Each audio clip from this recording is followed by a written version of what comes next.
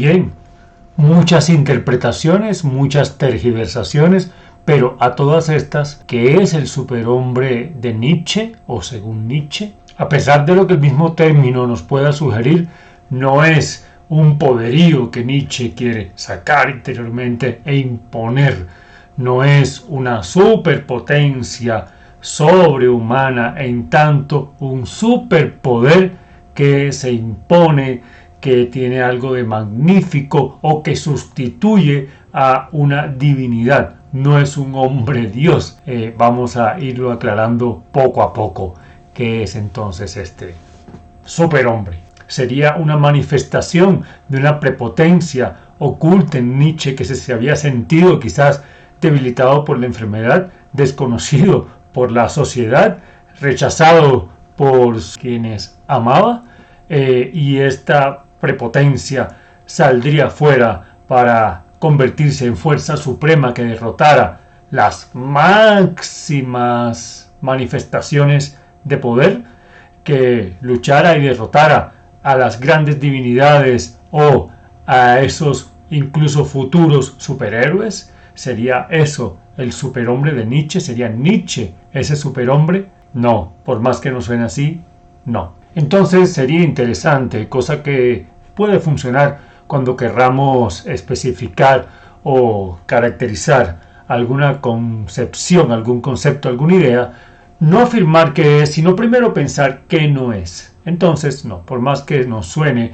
a esta idea del superhombre, no es un superhéroe, no es un superhombre, no. Adiós Batman, eso no es. No es una cuestión de superpoderes, no es tampoco una máxima evolución según un concepto darwinista. El supermacho, pues, por más que Nietzsche, de hecho, parece que el tema de las mujeres no le resulta muy empático, y eso es algo que a mí no me gusta mucho de Nietzsche, y es la manera en que a veces subvalora, o generalmente subvalora, a las mujeres. No obstante, aquí la concepción de hombre tiene que ver con homo, con lo humano, y no con un género específico. Entonces, el superhombre no es un supermacho.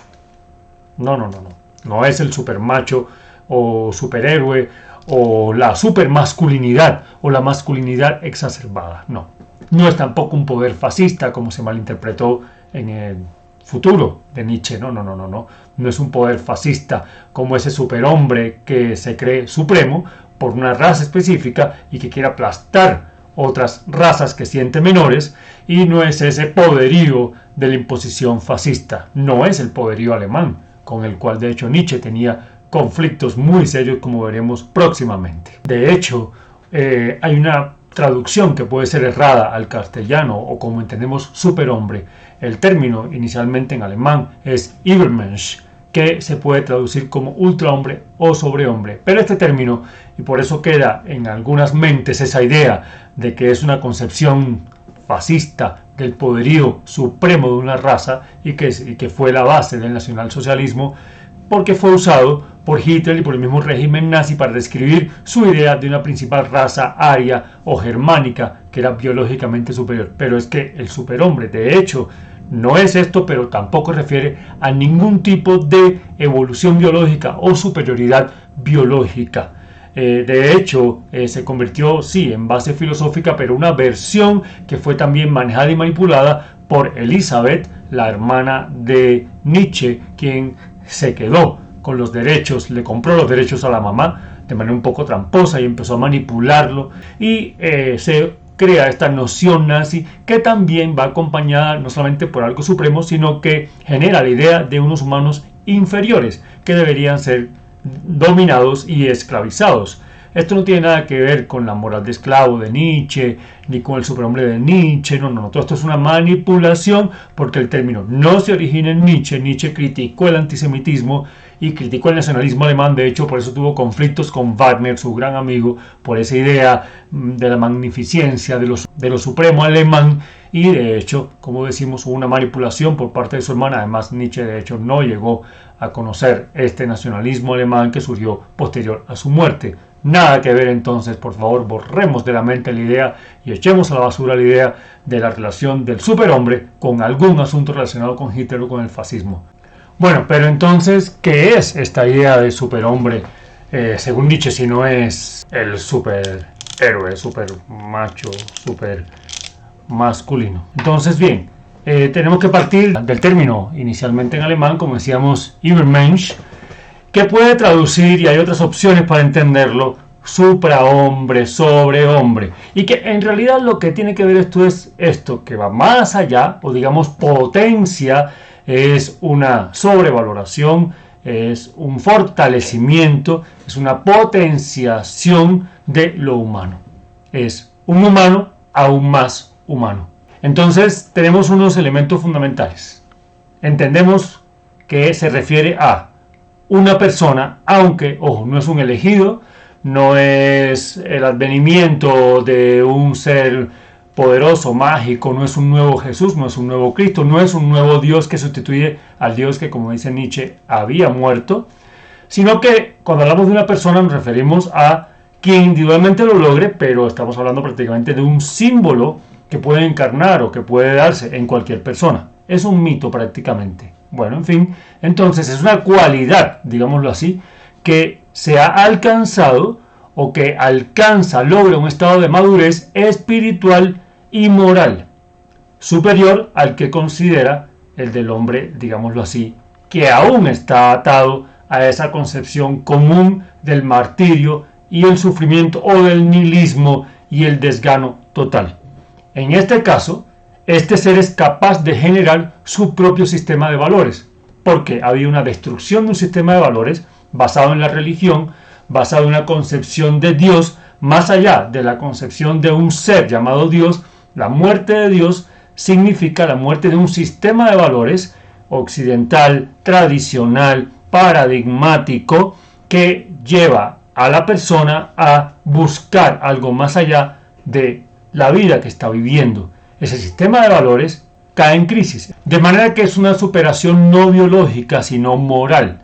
Sería esto superentendido como una potencialidad humana, o sea, un humano más humano. ¿Por qué es más humano? Porque afirma la vida humana, porque afirma la vida, o sea, potencia la vida, es más vida. ¿Más vida dónde? En la tierra. No en una vida inalcanzable, supuesta, mundo de las ideas, posterior a la vida, después de la muerte, concepción divina propia de la religión. Es una vida donde en la tierra. Por tanto, es también acentuar, mirar hacia la tierra, habitar la tierra y darle más valor a la tierra. Por tanto, es potencialidad humana, o sea, ser más humanidad, más humanos, potenciar la vida, más vida esta que estamos viviendo, y potenciar la tierra donde se vive esta vida, o sea, más tierra. Entonces este ser se reconoce a sí mismo en su propia vida, no la rechaza anhelando otra supuesta, vuelve a la tierra, no espera una vida después de la muerte y no es esclavo de la religión.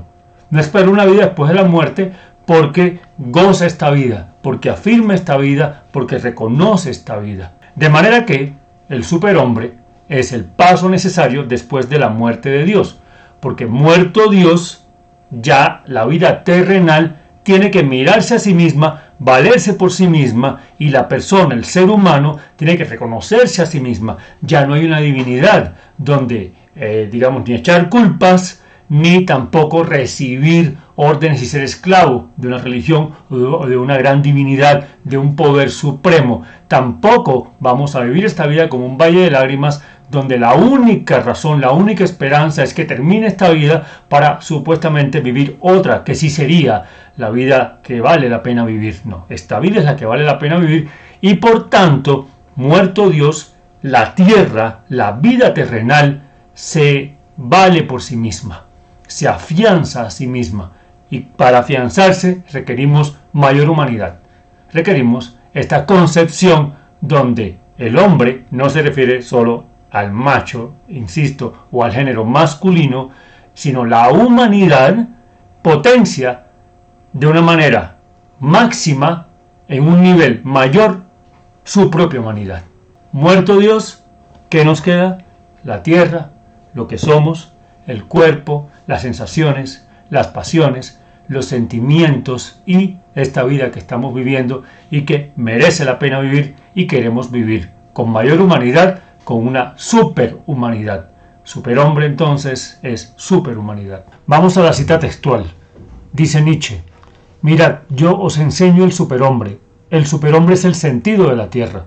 El superhombre es el sentido de la tierra. Por tanto, es eso. Es una metáfora de volver y sentir la tierra misma. Diga nuestra voluntad: sea el superhombre el sentido de la tierra. Aquí Nietzsche resume prácticamente su fundamento filosófico más importante, y es la validez de la tierra, y no de una existencia por fuera de ella. Yo os conjuro, hermanos míos, permaneced fieles a la tierra, y no creáis a quienes os hablan de esperanzas sobreterrenales. Entonces, aquí hay una crítica a ese evangelismo, a esa imposición de una creencia a partir de un paradigma religioso que nos lleva a una existencia, o que nos hace pensar en que esta existencia no es la existencia que deberíamos tener en cuenta, sino que hay la existencia real, la existencia merecida, la existencia que deberíamos buscar está por fuera de esta tierra. Dice: no creáis a quienes os hablan de esas esperanzas sobreterrenales. Son envenenadores, lo sepan o no. Esta parte es importante porque no está diciendo que haya una maldad consciente, ni que envenenen porque sí. Está diciendo que no voy a acusar, pero sea de forma inocente o no, promover la idea de que la vida en esta tierra no es necesaria, no es digna de ser vivida, no vale la pena, es envenenar, porque es el veneno que mata al cuerpo en su instancia de vida. Y aquí hay una crítica a los despreciadores de la vida, y dice en el texto: son despreciadores de la vida, son moribundos, y están ellos también envenenados, la tierra está cansada de ellos. Esto está en el texto Así habló Zaratustra de Nietzsche, y aquí encierra la esencia de lo que es esa idea de lo superhumano. Y dice que este ser superhumano no cree en las cosas que prometen las religiones después de la muerte, solo cree en lo real en tanto lo tangible y lo sensible, en lo que puede ver, por tanto, lo que recibe a través de los sentidos. Esto es una posición totalmente contraria a la posición platónica, donde los sentidos eran un engaño, el mundo sensible no era el mundo real. Que hablar de Descartes y de otros representantes de la filosofía clásica, por supuesto el pensamiento de Sócrates, que es tomado por Platón. Entonces, en este caso es validar el mundo sensible, lo real, lo tangible, lo que se ve y se recibe por los sentidos. Por tanto, es un ser que ante todo razona por sí mismo y desde sí mismo, y no a través de una idea que va más allá de su vida, pero también siente, también percibe, y para Nietzsche es muy importante el sentir, las pasiones, las sensaciones, lo sensible, lo concreto de esa vida que para él debe ser rescatada y valorada. Dice lo siguiente: hasta ahora todos los seres se han superado creando. Y aquí me parece interesante como artista y desde el arte, porque esta noción de superhumanidad, de mucha humanidad, para él también tiene que ver con la capacidad de crear. La creación va a ser la manera en que desde lo sensible demos un valor a la vida propia. Y esto está relacionado con la muerte de Dios. Y dice entonces: tiempos hubo en que pecar contra Dios era el pecado más grave, pero Dios murió. Esto no es literal, sino que muere una concepción de Dios.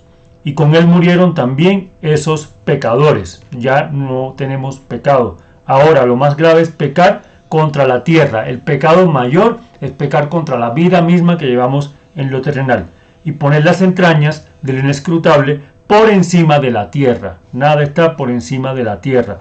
Y aquí entonces la tierra y el cuerpo adquieren un valor en esta concepción superhumana, suprahombre, en fin, superhombre. Tiempos hubo en que el alma despreciaba el cuerpo. Está hablando de los tiempos clásicos, donde el alma era más importante supuestamente que el cuerpo. Recordemos a Sócrates, que en el momento de su muerte agradece porque precisamente, y agradece al dios de la salud, nada más y nada menos, y dice que le debe un gallo, precisamente porque para él el alma es sana cuando se libra del cuerpo. Quiere decir que el alma está por encima del cuerpo, y despreciaba al cuerpo como aquello que por el contrario limitaba al alma. Ya se iba a sanar completamente, porque estar en el cuerpo era estar en una enfermedad permanente. Salir del cuerpo era la liberación del alma y por tanto la salud perfecta. Y entonces, dice Nietzsche, en aquel entonces este desprecio era lo supremo. Lo quería ella flaco, repugnante y raquítico, o sea, el alma entendía y quería el cuerpo como algo débil. Así entendía escaparse de él y de la tierra. Está aludiendo específicamente a el pensamiento clásico y, como quien dice, al pensamiento socrático, fundamentalmente, que se comprueba, se confirma y lleva el resentimiento a la vida en su máxima expresión a través del cristianismo, según Nietzsche. El cristianismo ya es la expresión máxima de este resentimiento al cuerpo y a la vida terrenal. Y ahora él dice: gritad al cielo vuestra satisfacción, no vuestros pecados. Lo que está diciendo es que la religión asentó una vida de martirio donde únicamente se validaba el pecado y no el placer de vivir. No niega el cielo. Ahora lo que dice es que en esta concepción superhumana de mucha humanidad vamos a gritar al cielo nuestra satisfacción y no nuestros pecados. ¿Dónde queda entonces el hombre con respecto al superhombre? Pues el hombre es una cuerda tendida entre el animal y el superhombre. Es un estado de tránsito, es una mediación, no es un lugar definitivo, no es una meta final. Es una cuerda tendida sobre un abismo, un peligroso cruzar, un peligroso mirar atrás, un peligroso estremecerse y detener el paso. Y dice entonces que están los transmundistas, que son los que él llama aquellas personas que miran y buscan un mundo que está más allá del que vivimos realmente. Los rechaza, digámoslo así, los cuestiona y por el contrario dice lo siguiente: amo a los que no buscan en transmundos un motivo para hundirse y sacrificarse. O sea, no busquemos un mundo más allá que nos dé motivos para hundirnos y vivir en el martirio y en el permanente sacrificio, sino que entonces estas personas que él ama, que no buscan un transmundo para vivir en un martirio permanente, se sacrifican por la tierra para que surja de ella el superhombre. Amo a aquel cuya alma es profunda aún en la herida y que es susceptible de sucumbir a cualquier experiencia trivial. Trivial, entonces cotidiana, mundana, no necesariamente tan trascendental ni perteneciente a un mundo ideal, sino aquello que está cerca de nosotros, que es trivial incluso, pero es por tanto valorable, es valioso. Pues esta persona cuya alma es profunda, aún en la herida, reconoce el dolor y que es susceptible de sucumbir ante cualquier experiencia trivial, cercana, sensible, cruza de buen grado ese puente, ese tránsito a lo que es una superhumanidad. Ahora bien, si el hombre es un puente al superhombre, lógicamente para pasar del hombre al superhombre hay que pasar por el último hombre. No podemos hablar del superhombre si no hablamos de la muerte de Dios y del último hombre. Entonces, el tránsito al superhombre, a esta superhumanidad, es todo lo contrario. Aquí tenemos dos extremos que son las dos caras de la moneda. El último hombre es todo lo contrario al superhombre y viceversa. Si el último hombre es oscuridad, el superhombre es luz. Es rayo que brota de la oscura nube que es el hombre. Entonces el hombre ya es un puente, llegó a una oscuridad, ya Dios murió para él, por tanto hay un rayo nuevo que debe nacer, una nueva luz. ¿Cuál es esa nueva luz? La superhumanidad. Muerto Dios, muerta la luz de Dios, la única luz posible es la que sale de la humanidad. Y la humanidad, la superhumanidad, la humanidad que va más allá en sí misma y que se crece más a sí misma, es lo que se llama, en esta mal traducción, el superhombre, que es el nuevo sol. El sol era antes Dios como algo ajeno a la humanidad y que no tenía que ver con nosotros. Entonces, muerto Dios, el nuevo sol de la vida humana es la superhumanidad. Vamos a hablar de superhombre como superhumanidad.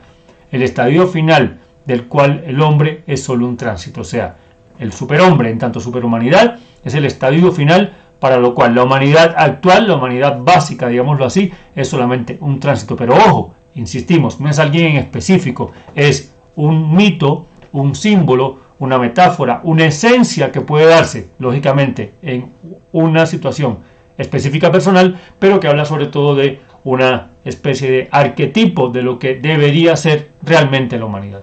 Insistimos, esto no tiene nada que ver con una posición de una especie de suprematismo donde entonces los débiles deben morir para que nazcan los fuertes. No tiene nada que ver con eso, ni tiene nada que ver con la manera en que se utilizó después para lo que sería ese imperio alemán, esa fuerza nacional socialista alemana, esa noción fascista alemana. De hecho, Nietzsche tenía conflicto con esa concepción nacional y él mismo se defendía más bien como polaco, quería defender su identidad polaca, y esta cita es directamente de él. Dice: soy un noble polaco de sangre pura, sin una sola gota de sangre mala, ciertamente no sangre alemana. Que ya él la venía cuestionando, él venía cuestionando esa grandilocuencia de una nacionalidad alemana que ponía una sangre como si fuera la más pura de todas, y no se reconocía como tal. En esencia, esta concepción de superhombre en tanto superhumanidad es un cuestionamiento a la religión, que para Nietzsche la religión amarga al ser humano, le invita al ser humano a no vivir esta vida,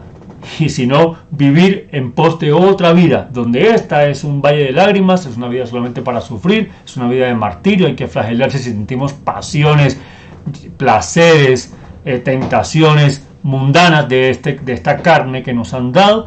Entonces la única vida realmente digna es la que está más allá. Por tanto, el ser humano en estas religiones vive en una concepción total de amargura. Insisto, se refiere a la religión, sobre todo al cristianismo y a todo lo que tiene que ver con la concepción clásica occidental.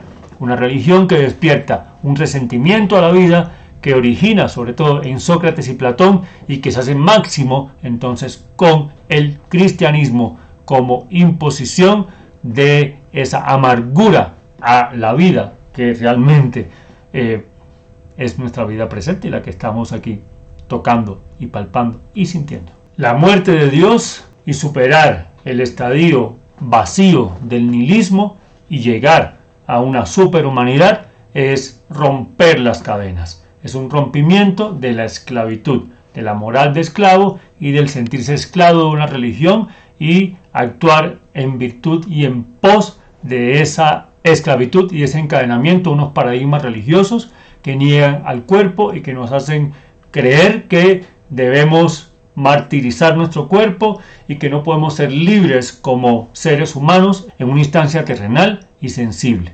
Y romper las cadenas del superhombre no es como lo tenemos acá entonces de este lado, no es el rompimiento de cadenas porque soy superpoderoso, porque soy supermacho y porque tengo superpoderes y rompo las cadenas. No, es el rompimiento de las cadenas que tenemos de este lado, que es el rompimiento de las cadenas de un ser humano, incluso desde la humildad, desde su fragilidad. Romper las cadenas entonces no es un acto de fuerza, es un acto de liberación espiritual, moral y ética, de reconocimiento y crecimiento, donde entonces nada externo me ata, ni una vida supuesta futura, ni un paradigma religioso. Soy libre de decidir cómo vivir, de disfrutar la vida y de no negar aquello que me atrae. Rompo las cadenas entonces de lo que me aprisiona y me inmoviliza ante mi vida real, tangible y terrenal. Y por tanto aquí el propósito fundamental es poner la vida misma en alto. Para eso se requieren nuevos valores, porque los valores tradicionales occidentales paradigmáticos, por el contrario, ponían la vida sensible o como irreal o como poco digna de ser vivida. Esto requería entonces nuevos valores. Los nuevos valores nacen con el superhombre. El superhombre es el mito de esta realización. ¿Qué es el superhombre? El mito que realiza a través de nuevos valores la validación de la vida y la pone en alto. Finalmente y en resumen, es la sobrepotenciación de lo humano, que se sacude del cadáver de Dios para vivir su propia vida. Muchas gracias. Vivan su propia vida, vivan su acontecimiento, intégrense y déjense permear por las personas que les rodean, por lo que beben, por lo que toman, aprendan de los placeres y de los dolores, vivan esta vida cada día, porque no se muere cada día, se nace cada día en esta vida, y sean felices porque sí, a pesar de todos los pesares. Gracias.